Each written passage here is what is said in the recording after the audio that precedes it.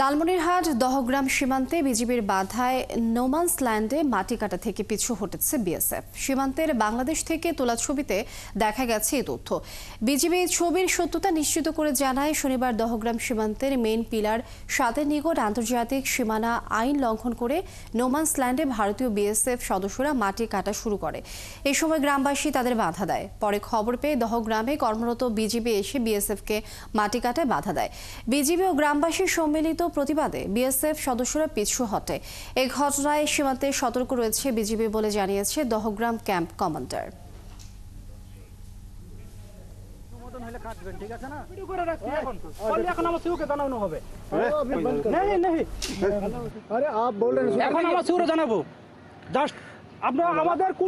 এখন বন্ধ করান, মেশিনটা বন্ধ করান। হ্যাঁ, এখন বন্ধ করান। আমাদের কোম্পানি কমান্ডার ছাড়া আসতেছে, কথা বলবে, ঠিক আছে?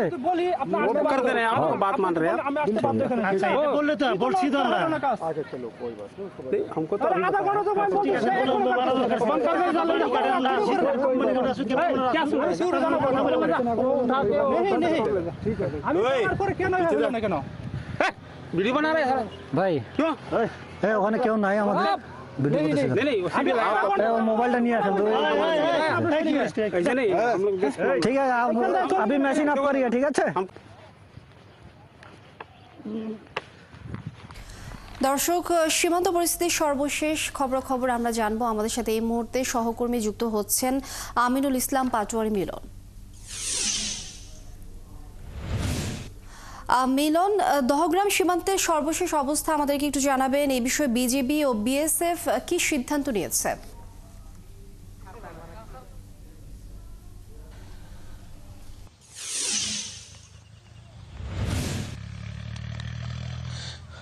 লিনিমা, যে লালমনিরহাটের দহগ্রাম সীমান্ত, এই দহগ্রাম সীমান্ত হচ্ছে চতুর্দিকে তারকাটা বেড়া, মাঝখানে বাংলাদেশের একটি ভূখণ্ড। এটি হচ্ছে দহগ্রাম সীমান্ত, চতুর্দিকে ভারত এই সীমান্তের, আর মাঝখানে শুধু বাংলাদেশের ভূখণ্ড রয়েছে। সেখানে একটি ইউনিয়ন, দহগ্রাম ইউনিয়ন। আর এই দহগ্রাম সীমান্তে বিএসএফ গতকালকে বিকালের দিকে নোম্যান্স ল্যান্ড, যে আন্তর্জাতিক সীমানা যেখানে নোম্যান্স ল্যান্ড রয়েছে, সেখানে মেন পিলার 7-এর নিকটে তাদের যে অংশে, তাদের যে 150 গজ যে অংশে, সেই অংশে বিএসএফ সদস্যরা তারা মাটি কাটা শুরু করে। কিন্তু আন্তর্জাতিক সীমানা আইনে কিন্তু নিষেধাজ্ঞা রয়েছে যে সীমানার দুই দিকে 150 গজ 300 গজের মধ্যে কোনো দেশের নাগরিক বা কোনো সীমান্তরক্ষী বাহিনী সেখানে মাটি কাটা যাবে না। কিন্তু পরবর্তীতে দেখা গেছে যে বিএসএফ ওখানে মাটি কাটা শুরু করলে তারা অবৈধভাবে, জোরপূর্বকভাবে তারা মাটি কাটা শুরু করে। কিন্তু স্থানীয় গ্রামবাসীরা ওখানে বাধা প্রদান করে যে বিএসএফ এর মাটি কাটা যে বিষয়টা তাদের সন্দেহজনকভাবে সৃষ্টি হয়, যে তারা সীমান্তে নোম্যান্স ল্যান্ডে কেন মাটি কাটবে। পরবর্তীতে যে স্থানীয় গ্রামবাসীরা বিজিবিকে, দহগ্রাম বিজিবি ক্যাম্পে খবর দেয়। বিজিবি সদস্যরা এবং গ্রামবাসীরা প্রতিরোধ গড়ে তোলার পরে বিএসএফ সদস্যরা সেখান থেকে পিছু হটে। আর এবং ওই সীমান্তে বিজিবির পক্ষ থেকে সতর্ক অবস্থা রয়েছে। তবে লালমনিরহাট জেলার বেশ কয়েকদিন ধরে বিজিবির বিভিন্ন কর্মকাণ্ডের কারণে সীমান্ত উত্তেজনা সৃষ্টি হচ্ছে। এই হাতিবান্ধা সিঙ্গিমারিতে হাসিনুরকে গুলি করে হত্যা, এবং বাউড়ার সীমান্তে আজিনুর নামে এক বাংলাদেশিকে ধরে নিয়ে যাওয়া। তবে আজিনুরের এখনো পর্যন্ত সন্ধান পাওয়া যায়নি এবং বিএসএফ এর পক্ষ থেকে ফেরত দেয়নি। তবে এছাড়াও লিনিমা, যে দহগ্রাম সীমান্তে ইতিপূর্বে 1 মাস পূর্বে আমরা দেখেছি যে ভারতের বিএসএফ সদস্যরা আন্তর্জাতিক সীমানা আইন লঙ্ঘন করে তারা নোম্যান্স ল্যান্ডের কাছে এসে তারা তার কাটার বেড়া তারা দেওয়া শুরু করার কারণে বিজিবি এবং এবং গ্রামবাসীর কারণে বাধার কারণে তারা বন্ধ করে ইতিপূর্বে। এছাড়াও দহগ্রামবাসীরা আমাদের জানিয়েছে যে ভারতের বিএসএফ সেখানে তারকাটা বেড়া না থাকার কারণে তারা বাংলাদেশে অনুপ্রবেশ করে মাঝে মাঝে। তবে বর্তমান যে দহগ্রাম যে সীমান্তে সেখানে গ্রামবাসীদের মাঝে একটু আতঙ্ক রয়েছে। তবে বিজিবির পক্ষ থেকে জানিয়েছে আমাদের যে গ্রামবাসীদের সান্ত্বনা করে রাখা হয়েছে এবং এই বিষয়ে পরবর্তীতে দুই দেশের মধ্যে ফ্ল্যাগ মিটিংয়ের মধ্যে এই বিষয়টা মীমাংসিত হবে। লিনিমা, এই ছিল লালমনিরহাটের দহগ্রামের সর্বশেষ খবর। শামিল ইসলাম পাটোয়ারি মিলন, অসংখ্য ধন্যবাদ। আমরা আবারও এই বিষয়ে বিস্তারিত জানবো, আপনি যুক্ত থাকুন। দর্শক, সীমান্ত পরিস্থিতির সর্বশেষ খবরাখবর আমরা জানছিলাম। রাজবাড়ী গোয়ালন্দ উপজেলার দুর্গম চরাঞ্চলে আবারও রাসেল ভাইপার সাপের আতঙ্ক দেখা দিয়েছে। গেল 2 সপ্তাহে 4 জনকে ছোবল দিয়েছে সাপটি। এতে ভয়ে খেতে কাজ করতে যেতে পারছে না শ্রমিকরা। জমির ফসল তোলা, ফসল পরিচর্যা ও গবাদি পশুর খাবার সংগ্রহ করা নিয়ে বিপাকে পড়েছেন চরাঞ্চলের কয়েক হাজার কৃষক।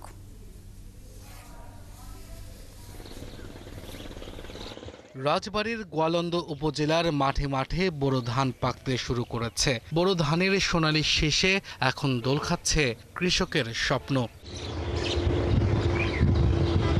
অনেকেই করেছেন ভুট্টার আবাদ, যা এরই মধ্যে সংগ্রহের সময় হয়ে গেছে, কিন্তু মাঠেই শেষ হচ্ছে মাঠের ফসল। কৃষকরা জানান, চরাঞ্চলগুলোতে আবারও উপদ্রব বেড়েছে রাসেল ভাইপার বা চন্দ্রবোরা সাপের। রাসেল ভাইপার সাপ এই 1.5 হাত লম্বা, চক করবো কিন্তু ভয় করে, খুব আতঙ্ক। আমরা ঘাস কাটি, সাপের ভয়তে তারা চলে যেতে পারতেছি না স্যার। কামড় দিলে আসি একজনের মরে গেল, আর যাবো কিভাবে? কৃষকরা জানান, গত বছর রাসেল ভাইপার সাপের আতঙ্ক দেখা দিয়েছিল, তবে মাঝের কিছুটা সময় এই সাপের আতঙ্ক কম ছিল, সেটা আবার বেড়েছে। গেল 2 সপ্তাহে 4 জনকে ছোবল দিয়েছে সাপটি। ঘাস কেটে কামড় দিয়েছে রাসেল ভাইপার, নিয়ে আসতেছে। এখন কি অবস্থা এখন দেখা যাক। গরুর জন্য ঘাস কাটতে গেছে মজলিশপুর চরে, তার নাম হচ্ছে মালেকা বেগম। তো ওইখান থেকে ঘাস কাটতে যায়, তার নাকি রাসেল ভাইপার সাপে কামড়াইছে। চরাঞ্চলে শত শত বিঘা জমিতে ভুট্টা, বাদাম, তিল, আমন ও আউশ ধানের চাষ করা হয়, কিন্তু ফসলের জমিতে বিষধর সাপ রাসেল ভাইপার দেখা দেওয়ায় দুশ্চিন্তায় পড়েছেন কয়েক হাজার কৃষক। শ্রমিক সংকটে ফসল কাটা ও পরিচর্যা নিয়ে বিপাকে পড়েছেন অনেকে। ভয় করে এই সাপের রীতি, সাপের ভয়তে যাই না, সাপ দেখেন সেখানেই তো সাপ। রাসেল ভাইপার সাপ হলো ভয়ঙ্কর সাপ, এই কামড় দিলে মনে করেন সারা শরীর পচে যায়। উপজেলা স্বাস্থ্য কমপ্লেক্সের চিকিৎসকরা জানান, হাসপাতালে পর্যাপ্ত অ্যান্টিভেনম রয়েছে, কিন্তু রোগীর শরীরে অ্যান্টিভেনম দেওয়ার পরের পার্শ্ব প্রতিক্রিয়া মোকাবেলায় কোনো ব্যবস্থা না থাকায় রোগীদের ফরিদপুরে পাঠানো হচ্ছে। আমাদের গোয়ালন্দ উপজেলা স্বাস্থ্য কমপ্লেক্সে অ্যান্টিভেনম রয়েছে, বাট অ্যান্টিভেনম দেওয়ার পরে যে রিয়াকশন হতে পারে সেটার জন্য আইসিইউ সেটআপটা আমাদের এখানে নেই। গত বছর গোয়ালন্দে রাসেল ভাইপারের কামড়ে 4 কৃষকের মৃত্যু হয়েছিল, আহত হয়েছিল 15 জন। আব্দুল আল মামুন, 71। দর্শক, এই বিষয়ে বিস্তারিত আমরা জানবো। আমাদের সাথে এই মুহূর্তে সহকর্মী মেহেদি হাসান যুক্ত হচ্ছেন। মেহেদি, রাজবাড়ী চরাঞ্চলে রাসেল ভাইপারে সাপের আতঙ্ক দেখা দিয়েছে, এলাকার লোকজন এই বিষয়ে কি বলছেন এবং প্রশাসন থেকে কোনো পদক্ষেপ নেওয়া হচ্ছে কিনা?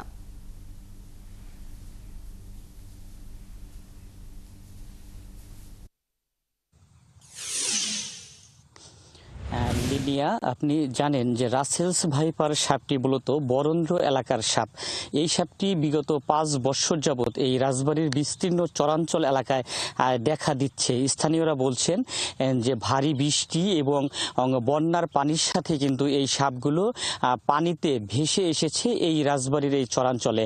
তবে রাজবাড়ী জেলার 5টি উপজেলার মধ্যে রাজবাড়ীর যে গোয়ালন্দ উপজেলার আর চরাঞ্চলগুলো রয়েছে, আমরা আজকে রয়েছি রাজবাড়ীর চর কর্ণেশোনা এলাকায়। এই চর কর্ণেশোনা এলাকাতে কিন্তু গতকালকে বিকেলে একটি রাসেলস ভাইপার সাপ পিটিয়ে মারার মতো ঘটনা ঘটেছে। একটি সাপ কৃষকরা ধান ক্ষেতের পাশে দেখেন এবং সেই সাপটি কিন্তু গর্জন করতেছিল, এমনটি কিন্তু আজকে সকালেও কৃষকরা আমাদেরকে বলেছেন। সেই কৃষকরা সেই সাপটিকে পিটিয়ে হত্যা করেছেন। এছাড়াও আপনি জানেন যে গত 2 সপ্তাহে এই এলাকাতে আরও 4 জন কৃষক এবং কিষানীকে সাপে কামড়িয়েছে, তাদেরকে হাসপাতালে চিকিৎসা সেবা নিতে হয়েছে। তারা তারা প্রথমে রাজবাড়ীর গোয়ালন্দ এবং পরে ফরিদপুর মেডিকেল কলেজে তারা কিন্তু চিকিৎসা নিয়েছেন। এই অঞ্চলের যারা কৃষক রয়েছেন, এই আপনি আমার ক্যামেরার সাহায্যে দেখছেন, এই বিস্তীর্ণ চরাঞ্চলে কিন্তু প্রচুর পরিমাণে শস্য আবাদ হয়, আর প্রচুর পরিমাণে ধান, পাট, ভুট্টা, বাদাম সহ বিভিন্ন ধরনের সবজি কিন্তু আবাদ হয়। কৃষকেরা কিন্তু সেই উৎপাদিত ফসল ঘরে তোলার সময় এখন কিন্তু ভুট্টা ক্ষেত থেকে তারা কিন্তু ভুট্টা তুলতে পারছেন না, ভয়ে কিন্তু কৃষকরা মাঠে আসছে না। 4 জন কৃষককে কামড়িয়েছে। পাশাপাশি এই অঞ্চলের অন্ততপক্ষে 4000 কৃষকের মধ্যে কিন্তু আতঙ্ক ছড়িয়েছে। এখন এই অঞ্চলের মানুষের মুখে মুখে একটি নাম, সেটি হলো রাসেলস ভাইপার সাপ। আমরা আজকে সকাল থেকে এই পর্যন্ত অন্তত 10 জন কৃষক এবং কিষানির সাথে কথা বলেছি, সকলের মুখে কিন্তু একটি আতঙ্ক, সেটি হলো রাসেলস ভাইপার সাপ। তারা বলছেন তারা ভয়ে তারা মাঠে যেতে পারছেন না। তারা দাবি জানিয়েছেন স্থানীয় প্রশাসন যেন এই বিষয়টিকে কঠোর হস্তে যাতে তারা ব্যবস্থা গ্রহণ করেন। আপনাকে আরেকটি বিষয় আমি জানিয়ে রাখি লিনিয়া, সেটি হলো যে এই অঞ্চলে কিন্তু গত বছরও 4 জন কৃষকের মৃত্যুর ঘটনা ঘটেছে। আপনি জানেন যে রাসেলস ভাইপার সাপটি খুবই ভয়ঙ্কর একটি সাপ, বিষধর বলা হচ্ছে। বিষধর যে 5টি সাপ রয়েছে বিশ্বের, তার মধ্যে একটি এই রাসেলস ভাইপার সাপ। এই রাসেলস ভাইপার সাপটির শরীরে বাদামি রঙের ছোপ ছোপ দাগ থাকার কারণে সহজেই কিন্তু তারা ফসলের মাঠে লুকিয়ে থাকতে পারছে। তারা অনেকটা মুড়িয়ে ফসলের মাঠে বিভিন্ন স্থানে বসে থাকছে। মানুষের উপস্থিতি টের পেলেই সেই সাপগুলো আওয়াজ করে এসে মানুষের পায়ের অংশে কিন্তু কামড় দিচ্ছে। গত পরশুদিন এই রাজবাড়ী এলাকার মালেকা নামের একজন কিষানি, তিনি মাঠে গিয়েছিলেন গরুর জন্য ঘাস কাটার জন্য, তার পায়ে কিন্তু সাপে কামড় দেয়। তাকে প্রথমে গোয়ালন্দ হাসপাতালে নিয়ে আসা হয় এবং গোয়ালন্দ হাসপাতালে পর্যাপ্ত পরিমাণে অ্যান্টিভেনম রয়েছে, কিন্তু অ্যান্টিভেনম প্রয়োগ করার পরে রোগীর যে আইসিইউ সহ বিভিন্ন ধরনের প্রয়োজনীয়তা দেখা দিতে পারে, সেই সাপোর্ট না থাকার কারণে তাদেরকে ফরিদপুর মেডিকেল কলেজ হাসপাতালে স্থানান্তর করা হয় এবং তাকে সেখানে চিকিৎসা দেওয়া হয়েছে। রাজবাড়ির সিভিল সার্জনের সাথে আমি কথা বলেছি। রাজবাড়ির সিভিল সার্জন বলছেন রাসেলস ভাইপার সাপ কামড়ানোর পর আর ক্ষত স্থানটি ফুলে যায় এবং পরে পার্শ্ববর্তী এলাকাটিতে ফুলে যায় এবং 72 ঘন্টার মধ্যে যদি তাকে অ্যান্টিভেনম প্রয়োগ করা না হয়, সেক্ষেত্রে সে রোগী মারাও যেতে পারে। যে কারণে চিকিৎসকরা পরামর্শ দিয়েছেন রাসেলস ভাইপার সাপ কামড়ালে তাকে তাৎক্ষণিক চিকিৎসকের পরামর্শ নিতে হবে। মেহেদী হাসান, অনেক ধন্যবাদ আপনাকে যুক্ত হবার জন্য। দর্শক, রাজবাড়ী চরাঞ্চলে আবারও রাসেল ভাইপার সাপের আতঙ্ক দেখা দিয়েছে, এই বিষয়ে বিস্তারিত আমাদেরকে জানাচ্ছিলেন সহকর্মী মেহেদী হাসান। খাগড়াছড়ি সদরের গিরিফুল এলাকা থেকে বুধবার সকালে চট্টগ্রাম বিশ্ববিদ্যালয়ের 5 শিক্ষার্থী ও একজন টমটম চালককে 3 দিনেও উদ্ধার করা সম্ভব হয়নি। খাগড়াছড়ি সদর থানার ভারপ্রাপ্ত কর্মকর্তা আব্দুল বাতেন মৃধা জানান, চট্টগ্রাম বিশ্ববিদ্যালয়ের 5 শিক্ষার্থী ও একজন টমটম চালককে উদ্ধারের জন্য যৌথ বাহিনী মোবাইল ট্র্যাকিং এর মাধ্যমে শুক্রবার সকাল থেকে খাগড়াছড়ির সদরের পানখাইয়াপাড়া, মধুপুর, নোয়াপাড়া, তেঁতুলতলা সহ বিভিন্ন এলাকায় অভিযান চালিয়েছে। তাদের উদ্ধার করতে না পারা পর্যন্ত এই অভিযান অব্যাহত থাকবে বলে জানান তিনি।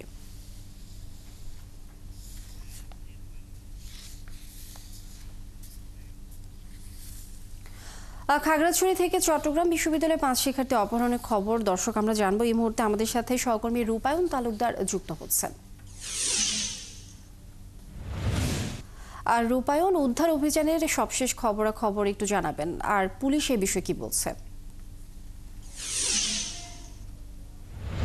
লিমিয়া, আপনি যেমনটি বলছিলেন গত বুধবার খাগড়াছড়ি সদর এলাকা থেকে যে চট্টগ্রাম বিশ্ববিদ্যালয়ের যে 5 জন শিক্ষার্থী ও একজন টমটম চালক অপহৃত হয়েছিলেন, এই গত 4 দিন হচ্ছে অপহৃত 6 জন ব্যক্তি ও একজন নারী শিক্ষার্থীকে এখনো উদ্ধার করা সম্ভব হয়নি। তো এই বিষয়টা নিয়ে আমি খাগড়াছড়ি পুলিশ সুপার আরফিন জুয়েল এবং সদর থানার ভারপ্রাপ্ত কর্মকর্তা আব্দুল মীরের সাথে নিয়মিত যোগাযোগ রাখছি। যে তারা যে বিষয়টি আমাকে জানিয়েছেন, গত শুক্রবার এবং গত শনিবার তারা গতকালকে পর্যন্ত তারা বাইবঞ্চল এলাকার বিভিন্ন গুরুত্বপূর্ণ বা সন্দেহজনক স্থানগুলোতে তারা অভিযান চালিয়েছিলেন, কিন্তু অভিযানে এখনো পর্যন্ত কোনো ফলপ্রসূ হয়নি, তো কোনো হদিশ পাওয়া যায়নি এখনো তাদেরকে।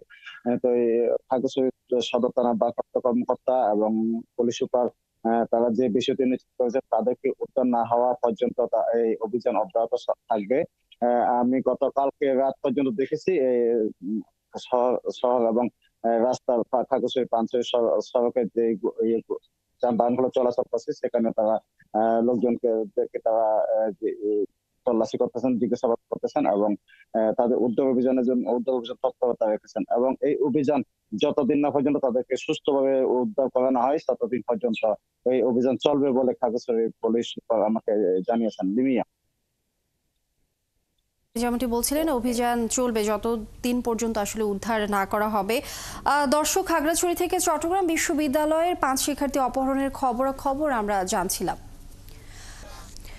6 দফা দাবি জানিয়ে সারা দেশে বিক্ষোভ কর্মসূচি পালন করছে পলিটেকনিক শিক্ষার্থীরা। সরকারের কাছে তারা দাবি জানান অতি দ্রুত তাদের দাবিগুলো যেন মেনে নেওয়া হয়। ডিপ্লোমা ইঞ্জিনিয়ারিং কোর্স 4 বছর মেয়াদি অব্যাহত রাখা এবং মানসম্মত সিলেবাস ও কারিকুলাম আধুনিক বিশ্বের আদলে প্রণয়ন করা সহ সব দাবি মেনে না নেওয়া হলে রাজপথ থেকে ক্লাসে ফিরবেন না বলেও জানান তারা। সহকর্মীদের তথ্য ছবিতে প্রতিবেদন। শনিবার সকালে গাজীপুরের ঢাকা প্রকৌশল ও প্রযুক্তি বিশ্ববিদ্যালয় ডুয়েট গেট থেকে এই বিক্ষোভ মিছিল শুরু হয়। দেশের পলিটেকনিক শিক্ষার্থীদের আন্দোলনের সাথে একাত্মতা ঘোষণা করে তারা বিক্ষোভ মিছিল ও মহাসমাবেশ করেন। সমাবেশে ডুয়েট ছাড়াও অংশ নেয় রয়্যাল ইনস্টিটিউট, মডেল ইনস্টিটিউট, বিজিআইএফপি সহ বিভিন্ন কারিগরি শিক্ষা প্রতিষ্ঠানের শিক্ষার্থীরা ও ডিপ্লোমা প্রকৌশলীরা। এ সময় ডিপ্লোমা প্রকৌশলী ও শিক্ষার্থীরা বলেন, দাবি না মানা পর্যন্ত আন্দোলন চলমান থাকবে। বিভিন্ন সেক্টরে, বিশেষ করে বাংলাদেশের পলিটেকনিক এবং কারিগরি সেক্টরে, কারিগরি শিক্ষা বোর্ড সেক্টরে স্বৈরাচাররা বিভিন্ন রূপ ধারণ করে বসে আছে। জুনিয়র ইনস্ট্রাক্টর পদে ক্রাফট ইনস্ট্রাক্টর অবৈধ পদোন্নতি রাইট ক্রাফট হাইকোর্ট কর্তৃক বাতিল করতে হবে।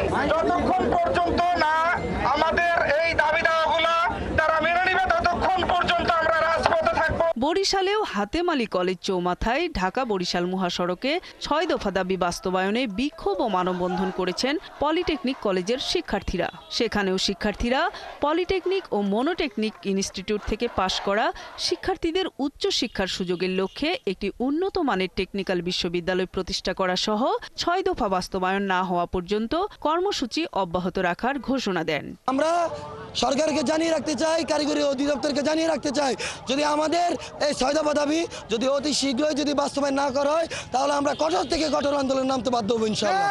এদিকে টাঙ্গাইল দেউলাই এলাকায় মাথায় ও গলায় লাল কাপড় পরে বিক্ষোভ করেছেন পলিটেকনিক ইনস্টিটিউটের শিক্ষার্থীরা। পরে টাঙ্গাইল ময়মনসিংহ মহাসড়কে অনুষ্ঠিত হয় মানববন্ধন।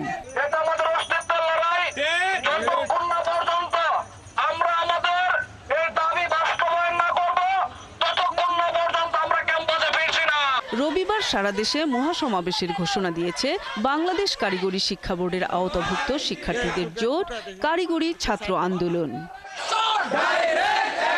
নূর তাজমিন নীর, ৭১। ব্রাহ্মণবাড়িয়ার সরাইলে শাহবাজপুরে 3 কিলোমিটার জাফর খাল খনন কাজে অনিয়মের অভিযোগ উঠেছে ঠিকাদারি প্রতিষ্ঠানের বিরুদ্ধে।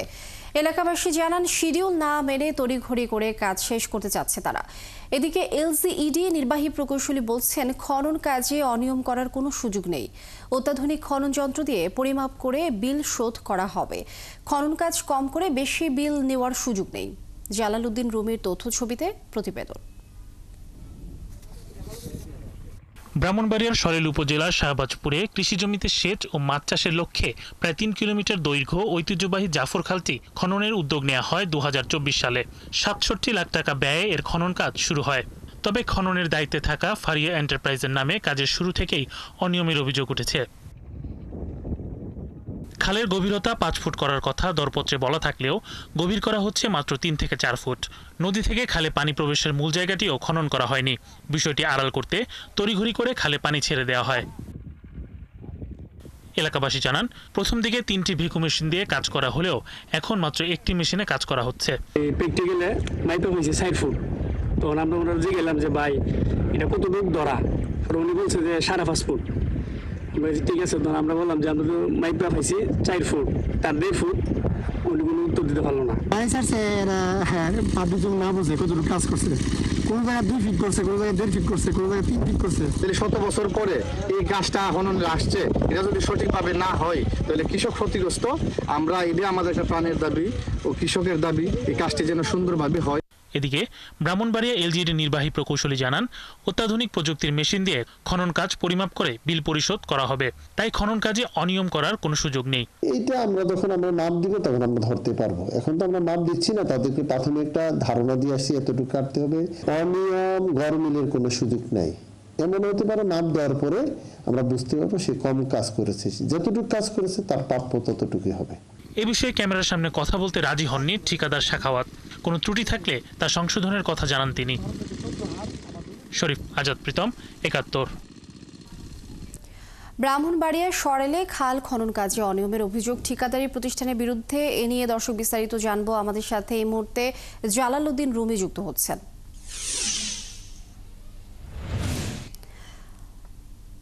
রুমি, ব্রাহ্মণবাড়িয়া সরাইলে খাল খনন কাজে এত অনিয়ম কেন, কিছু জানতে পেরেছেন কিনা? আর এই যে অভিযোগ রয়েছে ঠিকাদারি প্রতিষ্ঠানের বিরুদ্ধে, লোকজন এই বিষয়ে কি বলছেন, আর এলজিইডি কি বলছে এই বিষয়ে?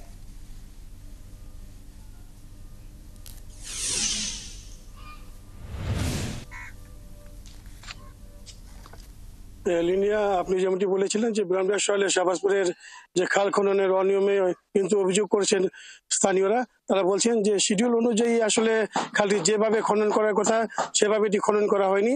উপজেলার কৃষি জমিতে সেচ প্রদান ও মৎস্য চাষের লক্ষ্য নিয়ে কিন্তু এই খালটি খনন করা হচ্ছিল।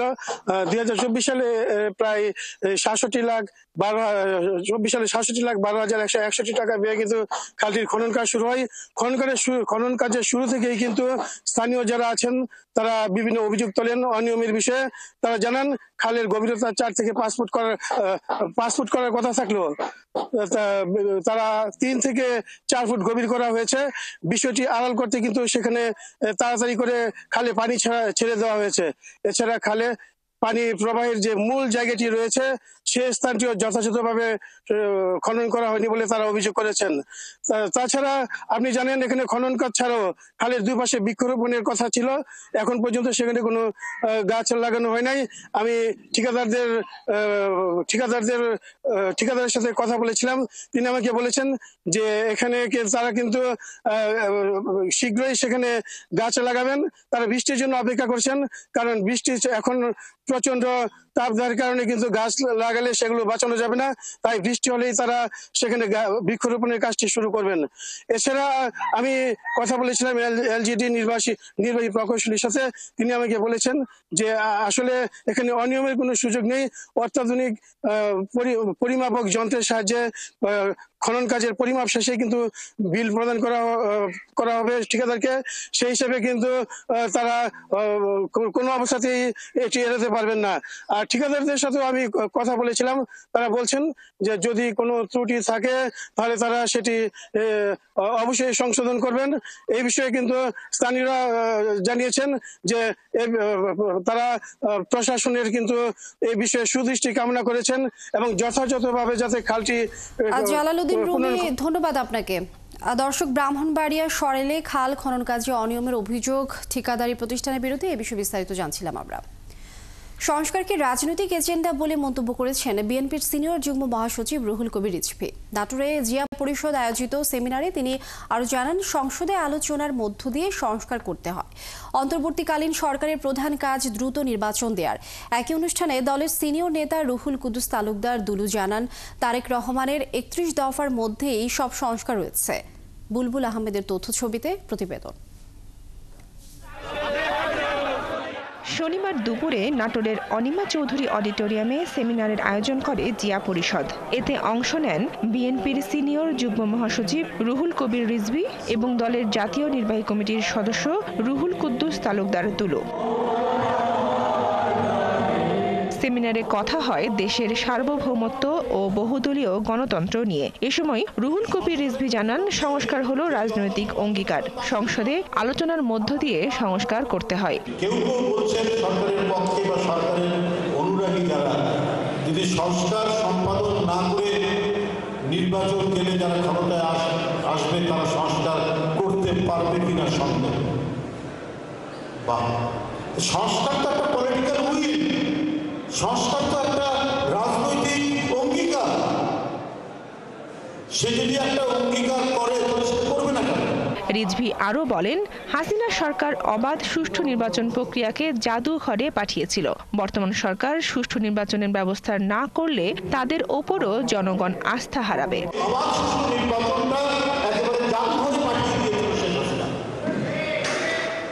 সুতরাং এই জাদুঘর থেকে আবার জীবন্ত অবাধ সুষ্ঠু নির্বাচনটা করতে হবে।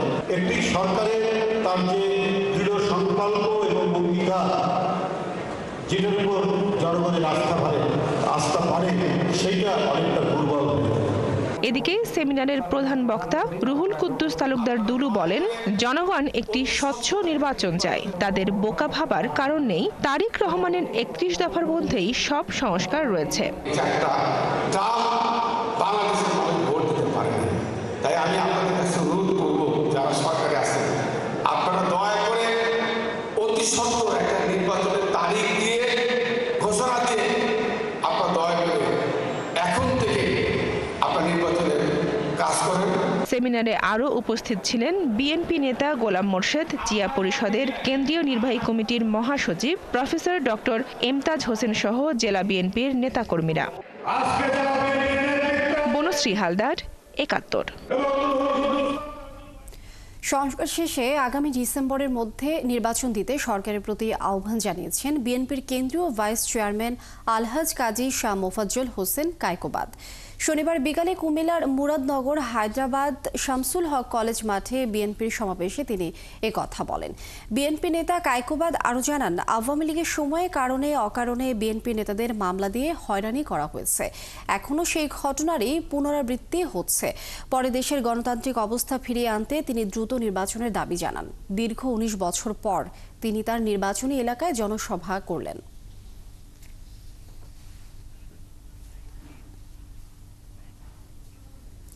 চট্টগ্রাম ভাটিয়ারী হাজী তোবারক আলী চৌধুরী উচ্চ বিদ্যালয়ের ভারপ্রাপ্ত প্রধান শিক্ষক ও 2 জন সহকারী শিক্ষকের অপসারণের ঘটনায় বিএনপিকে জড়িয়ে বানোয়াট সংবাদ হচ্ছে দাবি করে সংবাদ সম্মেলন করেছেন স্কুল কমিটির সাবেক সভাপতি ইমরোজ সেলিম মিনু। বিজয় সরণি ডিগ্রি কলেজ হলরুমে অনুষ্ঠিত সংবাদ সম্মেলনে লিখিত বক্তব্যে তিনি জানান, অভিভাবকবৃন্দ ও ভাটিয়ারী সর্বস্তরের এলাকাবাসীর আন্দোলনের মুখে কান্তিলাল আচার্যের স্বেচ্ছায় পদত্যাগ করে, কিন্তু একটি মহলের চেষ্টায় বিএনপিকে জড়িয়ে জোর করে তাকে পদত্যাগ করানো হয়েছে বলে খবর প্রচার হচ্ছে। মূল কথা, কান্তিলাল দুর্নীতিবাজ ছিলেন। অভিযোগ থেকে বাঁচতে তিনি স্বেচ্ছায় পদত্যাগ করেন।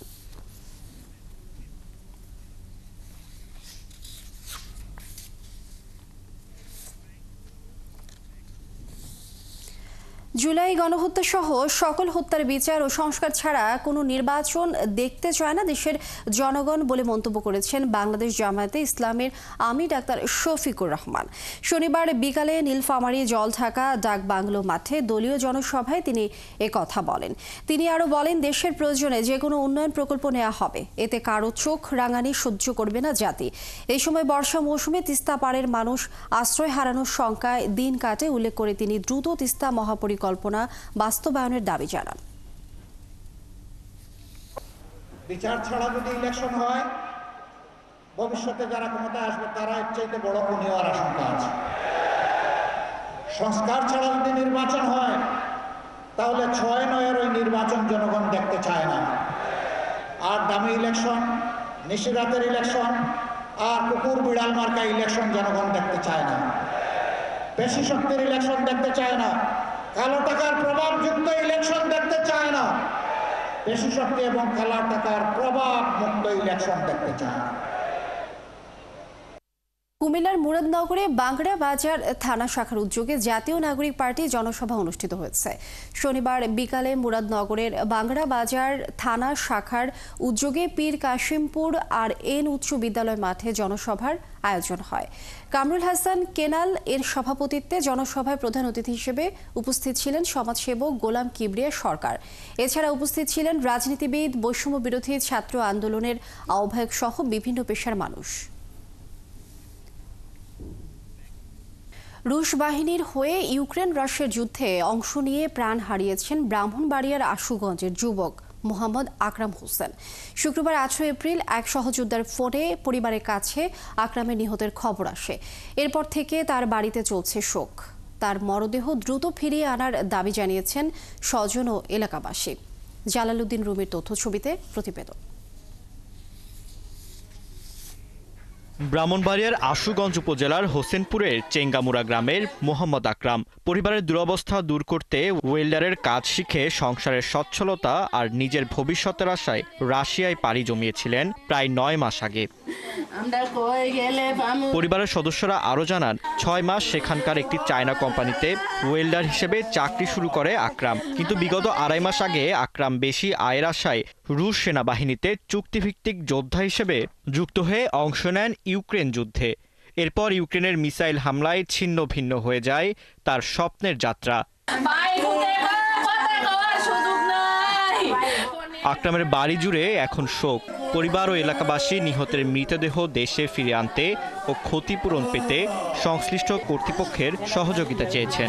আমার ছেলেটা 5 দিন বাংকারে তোলা আছে, 5 দিন পরে আমার ছেলেরা উদ্ধার করছে, উদ্ধার করিয়া রাশিয়ার সেনাবাহিনীর লোক পর্যন্ত চালু করে আমার ছেলেরা উদ্ধার করছে, উদ্ধার করিয়া ওরা আমার ছেলে নিয়ে গেছে। ওরা আমার ছেলে আমার লোক ফোনে বাবা আমার আশা আর কইল না, আমার আশা আর কইল না, কত তো আল্লাহ থেকে মাসলে দিলাম পত্রটা লোকে দেওয়া হইল আর নাই তার দেওয়া হইল না। রবিবারে ডিউটি চাইছে সেরা বলছে আম্মা আমি পরে কথা কমু, আমি হনে ডিউটি চাইছি, আমি পরের দিন সোয়ালে কথা কমু, পরের দিন সোয়ালে কথা কমু। আমার শেষ কথা কইছে আমার। আশুগঞ্জ উপজেলা নির্বাহী কর্মকর্তা জানান, নিহতের মরদেহ ফিরিয়ে আনতে প্রবাসী কল্যাণ মন্ত্রণালয়ের সাথে যোগাযোগ করা হচ্ছে। তার লাশ ফিরিয়ে আনার বিষয়ে সকল ধরনের সহযোগিতা, সকল ধরনের প্রক্রিয়াগত কার্যকলাপ সব প্রবাসী কল্যাণ মন্ত্রণালয় থেকে করা হবে এবং এই ক্ষেত্রে তার যদি কোনো ধরনের সহযোগিতা প্রয়োজন হয় উপজেলা প্রশাসন তাকে সর্বাত্মক সহযোগিতা প্রদান করবে। 3 ভাই আর 2 বোন সহ 5 ভাই বোনের মধ্যে আকরাম ছিলেন সবার বড়। দরিদ্র বাবা ধার দেনা করে প্রায় 9.5 লাখ টাকা জোগাড় করে ছেলেকে বিদেশ পাঠায় পরিবারের হাল ধরতে। ফারদিন নীরব, 71। রংপুরের মতো বিভাগীয় শহরেও ফাস্ট ফুডের জনপ্রিয়তা বাড়ছে।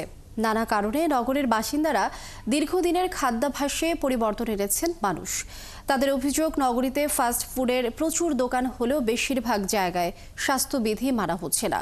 তাই তারা মনে করেন ফাস্ট ফুডের দোকানগুলো নিয়মিত মনিটরিং করে তাদের খাবার স্বাস্থ্যবিধির মধ্যে আনা দরকার। আরও জানাচ্ছেন শাহবাইজিদ আহমেদের ছবি তুলেছেন নববী ফেরদৌস রাফি। ব্যস্ত এই দম্পতি সময়ের অভাবে প্রিয় সন্তানকে খাওয়াতে এসেছেন ফাস্টফুডের দোকানে। পেট ভরাতে শিশুটির মুখে যে খাবার তুলে দিচ্ছেন তা কতটুকু স্বাস্থ্যসম্মত তা তিনি নিশ্চিত নন। ক্রেতারা বলছেন তারা কখনোই এই খাবারের মান নিয়ন্ত্রণে কোনো কর্তৃপক্ষকে কাজ করতে দেখেননি। আসলে তো স্বাস্থ্যসম্মত অতটা হবে না, মানে এমনিতে ভাল লাগে। জেনে শুনে বাচ্চাকে আসলে কেউ কখনো তো বিষ খাওয়ায় না ভাই। এখন আমার যেমন আজকে আমার মেয়ের মনে করেন আজকে জন্মদিন, তা সে উপলক্ষে এটা নাম ডাক শুনছি লাইভ পিজা, তো সে কারণে আসছি আজকে। এটা থেকে বাচ্চাদেরকেও বেরিয়ে আনার কোনো সম্ভবই হচ্ছে না। এগুলো খাবার খেয়ে এরা অভ্যস্ত, এখন বাঙালি খাবারগুলো আর খাইতে চায় না এরা। ক্রেতাদের আরও অভিযোগ, নানান স্বাদের খাবার বিভিন্ন বয়সী মানুষকে টেনে আনছে এইসব দোকানে। কারণ এখানে একই সঙ্গে পাওয়া যাচ্ছে ফুচকা, পিৎজা, চিকেন ফ্রাই সহ বহু মুখরোচক খাবার, যেগুলো খোলা জায়গায় বিক্রি হচ্ছে। ভাজার সময় ব্যবহৃত তেলের স্বাস্থ্যবিধি নিয়ন্ত্রণ করা হচ্ছে না। যদিও এই অভিযোগ মানতে নারাজ ফাস্টফুড ব্যবসায়ীরা। ফ্রাই, সামোসা, মোটামুটি ফাস্টফুডের সব আইটেমে আছে। কেক সেকশনও আমাদের কেকের জগতে যা আছে সবই পাওয়া যায় এখানে, শুধু বাঙালিয়ানাটাই পাওয়া যায় না। ওই সমস্ত ওই আইটেমগুলোই নাই আমাদের। যেহেতু ফুডের মধ্যে তো যেটুকু ভালো রাখা যায় অতটুকু আমরা চেষ্টা করি। আমরা সেভাবে একটু সেভে করি, যেমন এটা বানানোর পর মানে পলি দিয়ে ঢেকে রাখি। এ নিয়ে বিশেষজ্ঞ চিকিৎসকরা বলছেন এইসব খাদ্যে ভিটামিন ও মিনারেল না থাকলেও অতিরিক্ত ক্যালোরি শরীরকে স্থূল করছে, আর স্বাস্থ্যবিধি না মানার কারণে দেখা দিচ্ছে হাজারো সংক্রমণের শঙ্কা। হাই ক্যালোরিযুক্ত খাবার, মাংস এবং বিশেষ করে যে চিংড়ি মাছ, মাংস, fast food, beverage, cold drinks, এই সমস্ত খাবার আমাদেরকে পরিহার করতে হবে। তাহলে আমরা হার্ট অ্যাটাককে কিছুটা হলেও প্রতিরোধ করতে পারব। ফাস্টফুডে অভ্যস্তদের কেউ কেউ দিয়েছেন নাগরিক জীবনের ব্যস্ততার অজুহাত, আবার কেউ বলছেন সামাজিকতা রক্ষা করতেও আজকাল নিয়মিত ফাস্টফুড খেতে হয়। শাহ বাইজিদ আহমেদ, ৭১, রংপুর। গাইবান্ধার পলাশবাড়ি পৌর এলাকার বাসিন্দা ৬.৫ বছর বয়সী সাদাত জন্ম থেকেই গুরুতর অসুস্থ। চিকিৎসকদের ভাষ্য অনুযায়ী তার হৃদযন্ত্র রয়েছে ডান দিকে এবং উল্টো দিকে বাঁকা। হৃদয়ে ছিদ্র আছে, রক্তনালীও সরু। জন্মের ২ মাস পর থেকেই দেশে বিদেশে চিকিৎসা চলছে তার। দীর্ঘ সময় চিকিৎসা করাতে গিয়ে পুরো পরিবার এখন নিঃস্ব। তাই সাদাতকে বাঁচাতে সরকার বিত্তবানদের সহায়তা চেয়েছেন তার বাবা, মা ও প্রতিবেশীরা। সংবাদদাতার তথ্যছবিতে প্রতিবেদন। আমি বাঁচতে চাই। গাইবান্ধার পলাশবাড়ির বাসিন্দা তাজুল ইসলামের ছেলে আব্দুল্লাহ আল সাদাত। জন্ম ২০১৮ সালের ২২ অক্টোবর। দেখতে, চলাফেরা ও কথাবার্তায় অন্য স্বাভাবিক শিশুর মতো হলেও আসলে সে গুরুতর অসুস্থ। আমার লাপালাপি করতে বুকে ব্যথা করে, আমার খেলতে বুকে ব্যথা করে। জন্মের ২ মাসের মাথায় তার হৃদযন্ত্রে নানা সমস্যা ধরা পড়ে। প্রথমে রংপুর, পরে ঢাকায় বেশ কয়েকটি হাসপাতালে চিকিৎসার পর উন্নত চিকিৎসার জন্য ভারতে পরপর ৬ বার চিকিৎসা দেয়া হয়েছে তাকে, কিন্তু সুস্থ হয়নি শিশুটি। সাদাতের বাবা মা জানান, ভারতের বিশিষ্ট চিকিৎসক ডাক্তার দেবী শেঠি দ্রুত বাইপাস সার্জারির পরামর্শ দিয়েছেন। বাংলাদেশ ও ভারতে তার চিকিৎসা ব্যয় মেটাতে গিয়ে অনেকটা নিঃস্ব হয়ে পড়েছেন তারা। তাই ছেলেকে বাঁচাতে সমাজের বিত্তবানদের সহযোগিতা চেয়েছেন। আমার বাচ্চারা সবসময় বলে যখন ওর বুকে ব্যথা হয় বা যখন ওর শ্বাসকষ্ট হয়, হার্টবিট বেড়ে যায়, তখন ও বলে যে বাবা আমাকে বাঁচাও, আম্মু আমার জন্য কিছু করো। আমাদের তো এই সামর্থ্য নেই যে আমরা ওর জন্য এত কিছু করবো। এই পর্যন্ত আমাদের ওর চিকিৎসার জন্য ব্যয়বহুল চিকিৎসা আমি দিয়েছি। ওর জন্য প্রায় ২০ লক্ষের অধিক টাকা আমি খরচ করেছি। সরকারের কাছে যদি আমাদের আকুল আবেদন, যদি আমাদের পাশে যদি সরকার দাঁড়ায় এবং সমাজে যারা বিত্তবান আছে তারা যদি আমাদের পাশে সহানুভূতি দেখেন এবং কোনো ডোনার যদি এরকম আমাকে হেল্প করেন, আমরা সহযোগিতার আবেদন করছি। আর সমাজের বিত্তবানদের সহযোগিতায় বেঁচে যেতে পারে ছোট্ট সাদাতের জীবন। হাসি ফিরবে বাবা মায়ের মুখে। সাহায্য করার মতো যাদের সামর্থ্য আছে আমি তাদেরকে বলবো যে তাকে সাহায্য করে তাকে আমরা একটা সুস্থ জীবন যেন দিতে পারি। আর বাবা মায়েরা চিকিৎসা চালিয়ে যাচ্ছে কিন্তু কুলাতে পারতেছে না। সাদাত বাবা মার দ্বিতীয় সন্তান। সে বর্তমানে পলাশবাড়ির দারুস সালাম ক্যাডেট মাদ্রাসায় প্লে শ্রেণীতে পড়াশোনা করছে। ফারদিন নীরব, ৭১।